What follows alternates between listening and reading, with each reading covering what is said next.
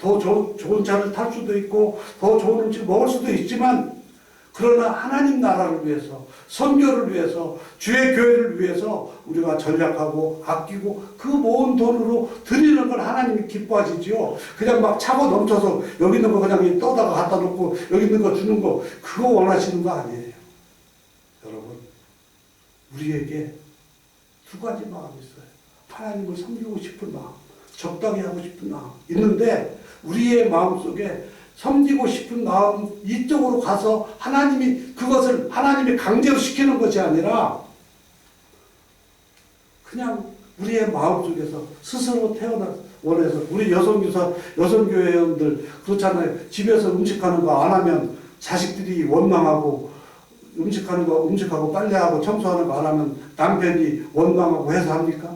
그럴 때도 있지. 듣기 싫은 소리니까 싫어서도 하지만, 대부분의 경우에 음식하고 집안 청소하고 빨래하고 그러는 것들 기쁨을 하잖아. 왜? 내 가족이니까.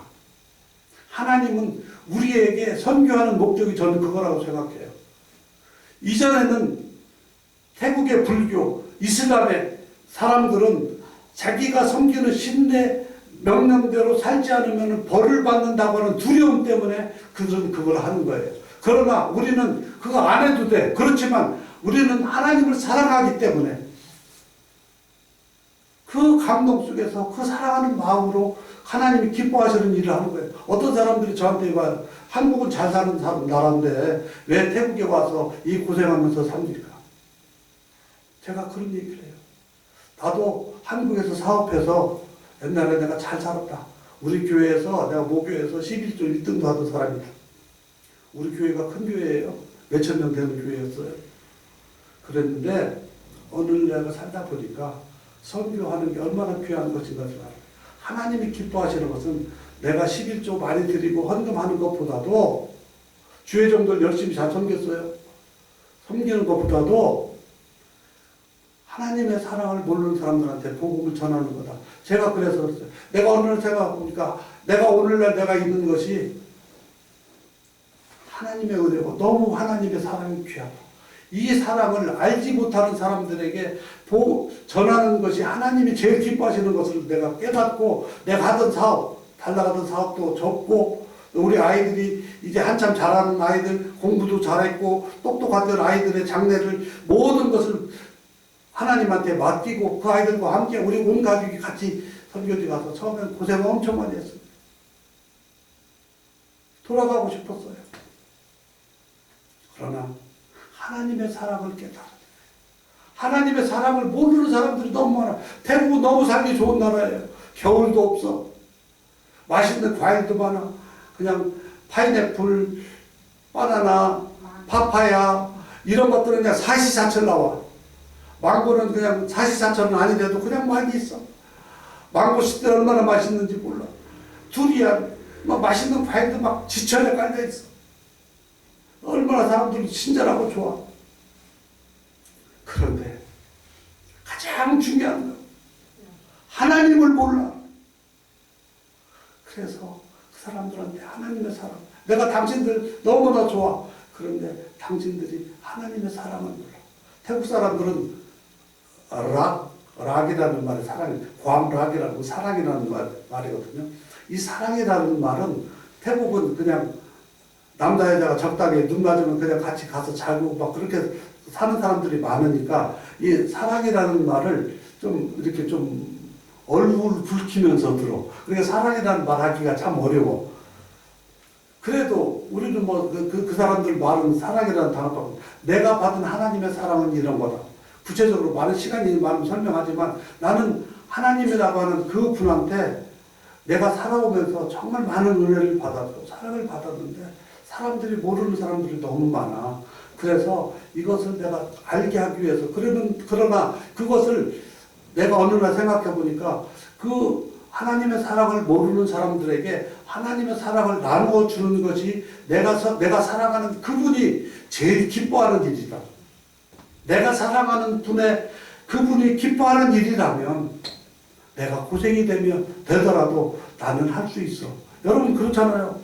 자식 혼자 살면 편하잖아. 그런데 자식들 섬기고 남편 섬기고 또 하는 일들이 때로는 귀찮고 힘들지만 그것이 힘들어서 하는 사람들이 있어요. 월급 주니까 합니까? 월급과 상관없이 그냥 기쁨으로 하는 거예요. 그죠? 우리가 하나님 섬기는 일 그거예요. 하나님은 그런 사람들이 되기를 하나님이 원하셔서 선교의 목적일 거예요. 그러니까 자원해서 스스로 드리는 것. 출애굽기에 보면은요, 성막을 지을 때의 장면이 나와요. 거기에 보면 예물을 가꾸는데 성막 지을 때 금이 필요하다, 뭐 무슨 보물이 필요하다 그러면 막 사람들이 가꾸는 거예요. 어디서 났을까? 아마 그 40년 전에, 40년까지는 안 돼도 그냥 오래전에 출애굽할 때, 애굽에서 나올 때에 그 사람들이 평생은 노예살이를 했지만 평소에 모아놓을 줄 알았지만 그 막 나올 때 그 주인들이 그날 밤에 막 다 큰일 났다 싶으니까 빨리빨리 가라고 막 금은 보아 막 줘서 보냈다고 하잖아요. 그때 받았던 그 보물들, 그 귀한 것들을 성전을 위해서 내놓을 때에 안 내놓으면 너희들 저주받아라고 모세가 그렇게 선언했습니까? 네? 너희들 안 내놓으면 너희들 광야에서 다 죽어? 이렇게 했어요? 아니에요. 근데 성경에 보면은 자원해서 가꿨다는 말이 여러 번 써 있습니다. 스스로. 그런데 여러분 그걸 제가 보면서 나는 느낀 게 뭐냐면 어떤 사람은 예를 들어서 오늘 우리 성원교회에서 금이 100g이 필요해요. 100g. 100g이 필요한데 각자 집이 있는 사람, 어떤 사람은 10g 있는 사람도 있고 1g 있는 사람도 있고 막 그래. 그런데 100g이 필요한데 어떤 사람은 집에 가서 남편하고 상의해. 남편 상의하는데 아이고 그거 다음에 내면 안 될까? 뭐 우리 조금만 내면 안 될까? 그 고민하고 있어. 아직도 결정이 안 됐어. 못 내고 있어. 근데 다른 사람은 그 얘기 듣자마자 다음 주에 막 나 집에 있는 10g 갖고 왔어. 어떤 사람은 5g 갖고 왔어. 근데 순서대로 다 해가지고 딱 잡버렸어. 그래서 모세가 뭐라 그럽니까? 이제 우리 다 샀으니까 그만 갖고 와. 그러면 내가 드리려고 마음 먹었던 그때 나중에 나도 드리려고 했는데 하나님 앞에 가서 나도 그때 드리려고 했어요. 하는 거하고 드린 사람하고 누가 더 하나님이 기뻐하실까요? 네. 여러분 그런 거예요. 자원해서 드리는 것도 스스로 우리가 원해서 하는 거잖아요. 하나님을 섬기고 하나님을 사랑하는 것도 스스로 하게끔. 근데 성경에 보면은요, 왜 우리에게 자유의지를 주셨냐면 생각하는 건 동물들은 스스로 하는 게 아니에요. 본능을 찾아서 한다. 그런데 인간들은 자기의 의지에 따라서 하는 거예요. 왜? 하나님은 하나님의 형상을 닮아서 하나님의 형상대로 닮아서 살기 때문에 우리가 스스로 안 할 수도 있고 할 수도 있는 것을 선택할 수 있는 권리를 주셨어요. 그러나 거기에 대한 책임은 우리가 지는 거예요. 그래서 하나님을 기쁘시게 하는 여기에 보면 하나님 앞에 맡기면서도 내가 원한다 하는 것은 이제 그렇기 때문에 내가 이 아들 보내면 죽을 수도 있어. 그러니까 나 안 보낼 수도 있는 거예요. 그러나 보내는데 자기의 최선을 다해서 자원을 하는 거예요. 여러분 하나님을 믿었으면 그 믿음대로 여러분들이 실천하시기를 주의 이름으로 축원합니다. 믿었는데 믿는 것까지도 어려워. 그것도 잘한 거야 사실은. 믿는 것까지도 어려워요. 그런데 거기에서 끝나면 안 되는 거예요. 거기에서 믿는 대로 나가는 거예요. 왜? 최선을 다해서 나가는 거예요. 하나님을 믿는 사람들이요. 아까 어떤 그 신학생처럼 하나님을 믿는다고 하면서 그게 믿음 있는 것처럼 여러분 왜 병원이 있고 의사가 있습니까? 옛날에는요. 병원이 없고 의사도 귀하기 때문에 그냥 기도해서 낫기도 했어요. 태국에는 절에 가면 태국 마사지가 유명하잖아요. 태국 절은 옛날에는 그 병원이 없으니까 의술이 없을 때니까 그냥 중들이 기도해서 중들의 또 어떤 그 민간요법으로 그래서 발달한 것이 절에서 마사지 하는 법이 나온 거예요. 그래서 요즘에 타이 마사지 다녀보면 와포라고 하는 와포 마사지라고 써있는데 혹시 있을 수도 있습니다. 거기는 와포라는 왓은 절이거든요.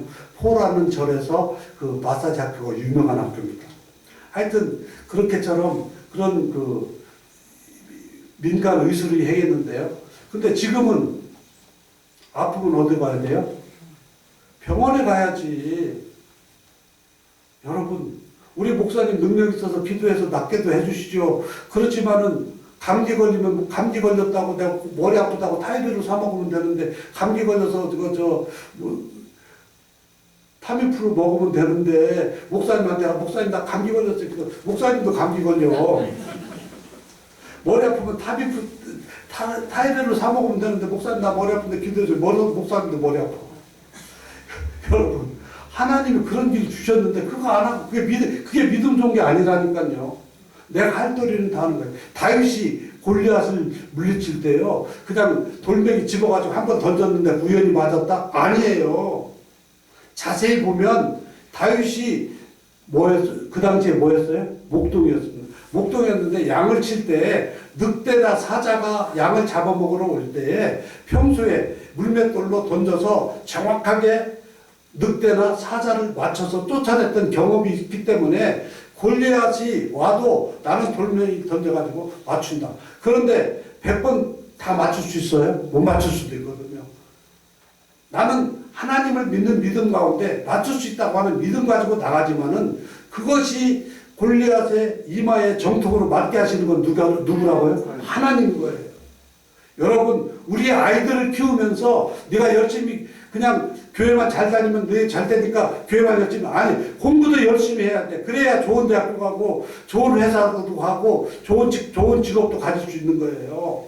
여러분, 그러나 그것에 다 잘한다고 다 열심히 한다고 다 갈 수 있나요? 못하는 거예요. 여러분, 올림픽 대회에 나가서 금메달 타는 그 선수들이요, 올림픽 대회에 나간 선수들은 누구나 다 똑같은 수준이에요. 근데 그 중에서 금메달 타는 그날에 따라서 어떤 사람은 금메달 따고 메달 못 따고도 하는 거예요. 그런데 우리 하나님을 믿는 사람은 똑같은 그 수준까지 올라갔을 때에, 올라가기까지는 하나님 믿는 사람도 최선을 다해서 노력을 해야 돼. 그러나 그 올라가서 마지막에 금메달 따게 해주시는 건 누구라고? 하나님이다. 여러분, 우리 신앙생활은 이렇게 살아야 되는 거예요. 하지도 아무것도 안 하면서 그냥 기도하면 하나님 해주셔. 그거는 하나님을 사기꾼 만드는 거예요. 우리 기독교는 그런 기독교가 아니에요. 내가 할 수 있는 것 최선을 다해서 한 다음에 기도하는 거하고, 그냥 기도하는 거하고, 물론 하나님이 잘 되게 해주실 수도 있죠. 그러나 우리가 최선을 다하고 기도하면 하나님이 은혜를 베푸셔서 우리에게 형통한 길을 허락하시리라고 믿습니다.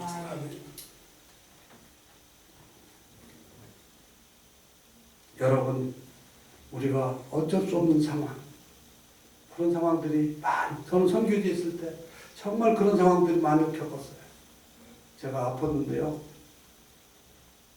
갑자기 아파서, 저는 평생 병원에 신방만 갔지 저는 내가 아파서 입원해 본 적은 없어요. 그런데 제가 암에 걸렸잖아요. 수술했잖아요. 참 낙심이 됐어요. 그런데 하나님께서 소망이, 제가 기도하는 가운데 하나님께서 저에게 말씀을 주셨어요. 아직도 하나님, 제가 우리 교회가 많이 붕하지는 않고 교회도 작은데 어떻게 하나요? 근데 태국 선교하는 게 하나님 뜻이 아니에요. 하나님 뜻인데 어떻게 할까요? 그때 하나님께서 저에게 주신 말씀이 아브라함과 이삭과 야곱의 하나님을 생각나게 하셨어요. 여러분, 아브라함이 몇 세의 아들을 얻었어요? 100세. 그 전에 하갈에게서도 아들을 얻었지만 그건 아니라고, 하나님 아니라고 했으니까 그거 빼고 100세의 아들을 얻었는데, 그 전에 아브라함이 70세에 부르셔가지고 이제 85세 때 하나님께서 아브라함에게 뭐라고 하셨어요? 내가 하늘의 별과 같이 바닷가의 모래같이 내 후손을 많게 하리라. 그랬는데 또 아들을 안 주셔. 기다리다가 하갈을, 그래서 하갈을 하고 이제 하면 하갈한테서 이제 자기 부인은 나이 많으니까 이제 안 되나부터 했는데, 하갈하고 해서 이제 어떻게 나왔는데 그것도 아니래. 그렇게 해가지고 하다가 100세의 아들을 얻었잖아요.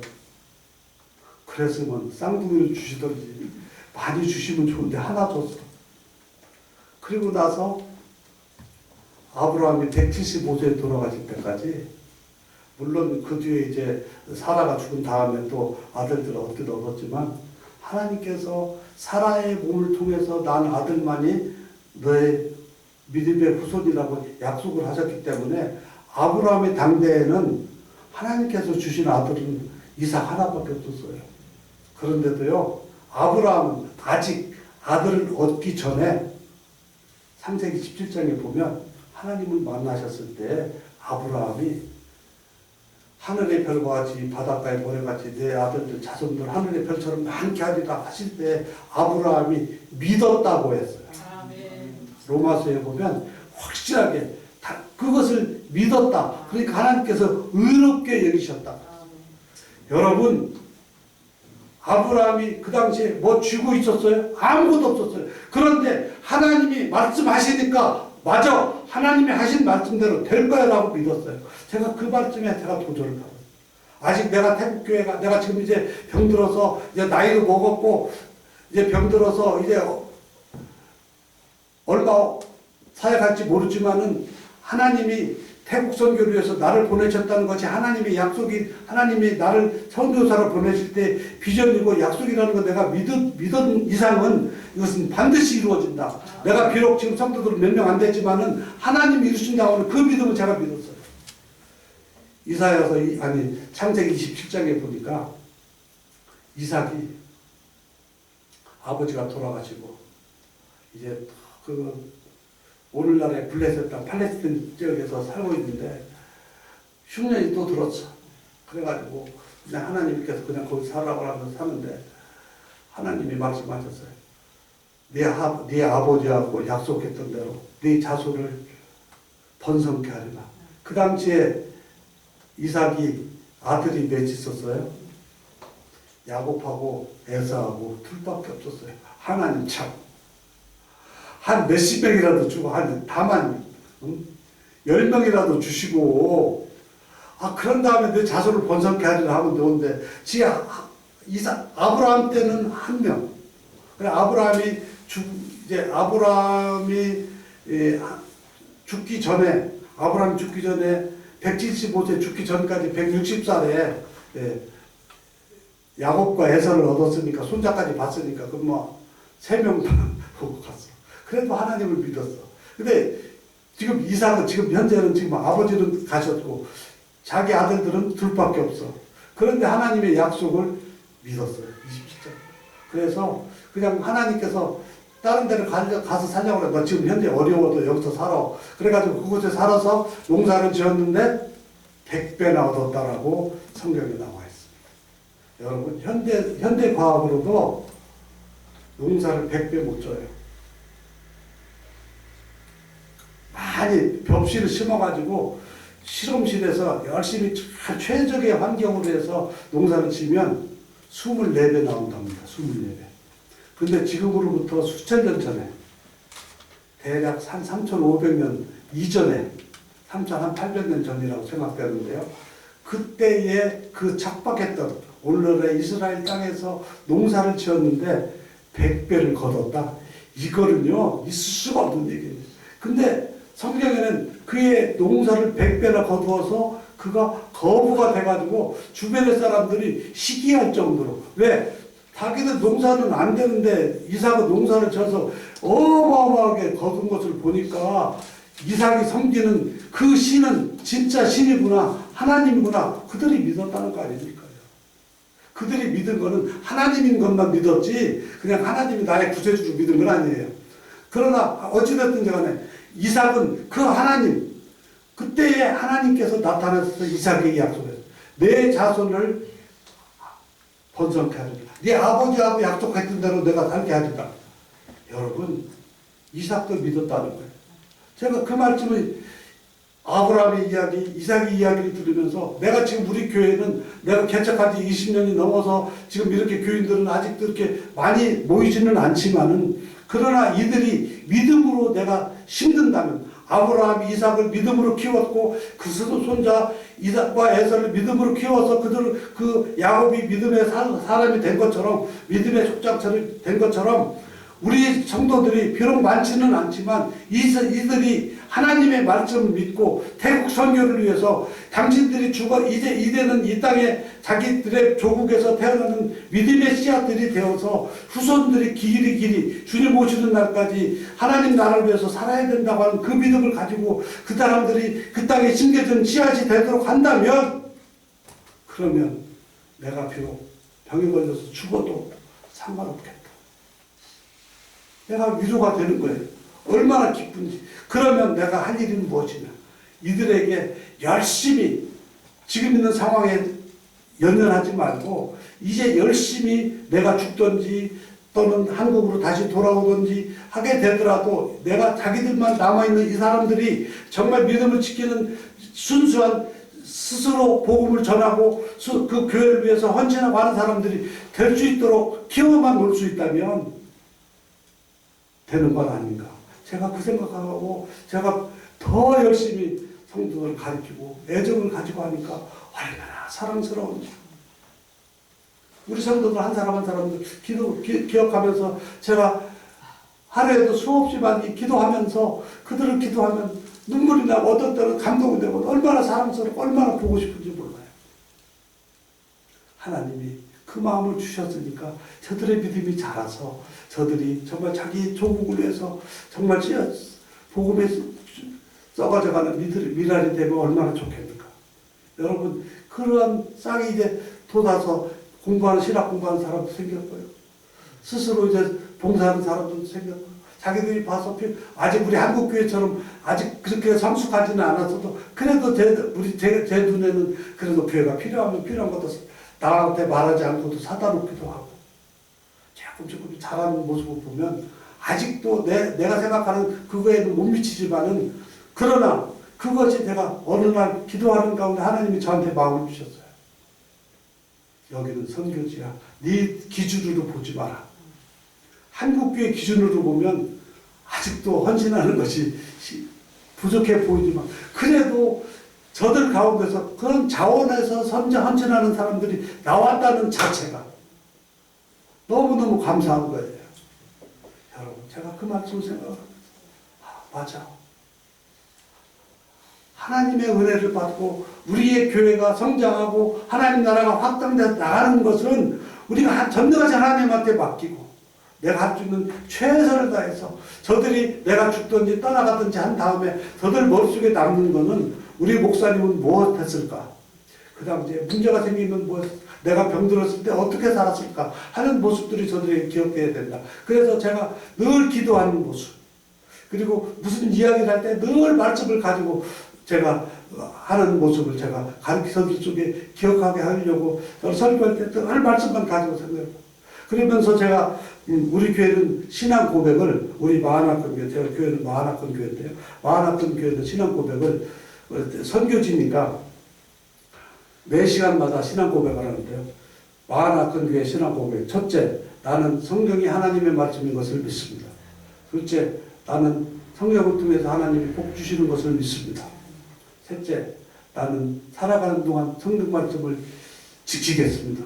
이게 우리 교회 신앙 고백이에요. 저는 교회가 설립한 이래 지금까지 20년이 넘도록 어떤 사람은 10년, 어떤 사람은 20년, 어떤 사람은 5년, 이제 온 지 1년 된 사람, 한 달 된 사람도 날마다 그 말씀을 가르쳐요. 그래서 우리 이 성경은 하나님의 말씀이다. 아무도 이의가 없어요. 그리고 이 말씀을 대로 살아야 된다 하는 거 아무도, 자기들 아직 살지는 못하는 사람들도 많지만 아무도 이의가 없어요. 그래서 살아가는 동안 이 말씀을 지켜야 된다고 하는 것을 이 사람들 머릿속에 박히게 하는 거예요. 우리 신앙 고백 사도신경 하면 좋은데 너무 멀고 길고 복잡하니까 다 못 외우잖아. 그러니까 이 성경 말씀만 아니고, 그리고 무슨 문제가 생기면 기도로 해결한다. 그래서 제가 이 병난 치료하는 과정을 우리 교인들한테 설명했어요. 나는 처음에 이런 생각이 들었다. 그러나 나는 이렇게 하면서 치료한다. 치료하시는 것은 결국은 완치시켜 주시던 아니면은 그대로 이렇게 살다가 죽을지 알지는 못하지만은, 그러나 나는 하나님께서 치료시켜 해주신다는 믿음 아래서 내가 살고 있거니와 또 이렇게 하는 것을 통해서 여러분들의 삶 속에서 어떤 문제들이 생겨도 우리가 기도하면서 하나님 인도하심을 받자. 제가 이렇게 가르치면서, 여러분, 하나님은 살아계십니다. 하나님의 약속은 변하지 않는 거예요. 제가 그래서 그 말씀을 가지고 하나님의 은혜를 받는 비결은 하나님이 전능하신 하나님이 모든 우리의 삶을 주관하시고 그 하나님 속에서 우리 인간편에서 하나님한테 맡긴다고 아무것도 안 하는 게 믿음 좋은 게 아니라 그건 게으른 거고 악하고 게으른 종이에 최선을 다하는 달란트 비유해 보세요. 5달란트, 2달란트 받은 종들은 최선을 다해서 나가서 장사하는 게 쉬워요? 어렵습니다. 그럼에도 불구하고 최선을 다해서 이문을 남겼어요. 게으른 종은요, 믿음 있는 것처럼, 우리 주인님이 이랬으니까 갖고 있으면 되겠지.